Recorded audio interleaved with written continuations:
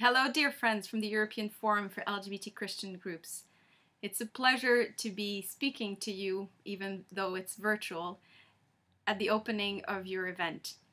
I'm very glad that ILGA-Europe was invited to be part of your conference this year, and I'm particularly happy that our co-chair, Gabi Kaleya, is able to join you later today and tomorrow. It's indeed very important for us at ILGA-Europe to be starting to work more with you in the future. And I hope that this presence is only the start to more cooperation between our two organizations.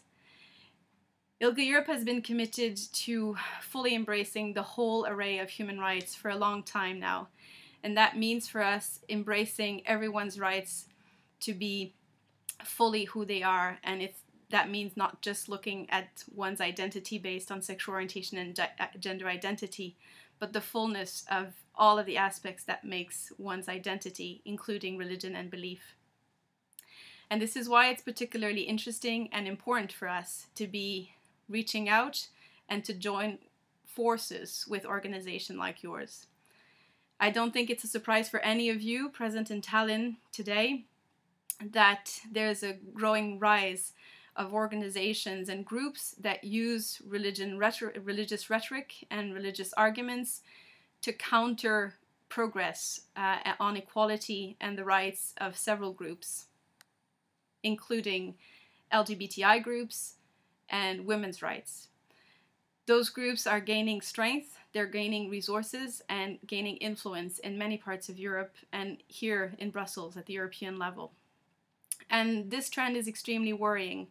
It's extremely worrying not just because it threatens some of the gains that have been made over the past decades in terms of greater recognition of rights for lesbian, gays, bisexual, trans, and intersex people, but for many other groups in societies.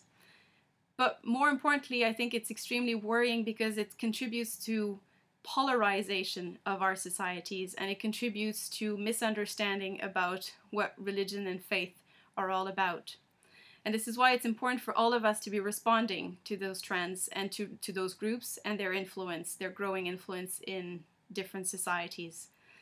It's important to respond first by educating our decision makers, our policy makers, our opinion makers about human rights, about the fact that there is no incoherence and no tension between advocating for the right to religious freedom and the right to equality for all, including for LGBTI people. We need to educate the decision makers and opinion makers about the fact that their discourse can either contribute to further polarization and tensions between communities, or it can actually contribute to bridging communities. And that's, of course, what we want to see more of. But it's also important that we work more at encouraging the progressive voices within different religious communities to be heard more. Because we all know that there's a clear distinction between what an institution, what a religious institution might say, and what people of faith will say. We know that so many people in the different faith communities, in the different religious communities, are truly committed and supportive of equality for all, including for LGBTI people. We need their voices to be heard more loudly and to be shared across different societies. And finally, I would say one important task ahead of us is to challenge our own prejudice and internal prejudice towards religion and towards faith. It is, of course, clear that within LGBTI communities, some of us do have prejudice towards religion, and some of it might be understandable on a personal level, but it's nonetheless something that we need to seriously tackle. We cannot have people advocating for the rights of LGBTI people and at the same time denying a person's right to be expressing their own religion and belief and to living in their own preferred and chosen religion and belief. And so that's a task that we need to join forces with you to tackle. I do hope, as I said, that this is only the beginning and that we will find ways to meet and to find ways to work more together. And on this note, I wish you a very fruitful event, and I look forward to seeing many of you in the near future.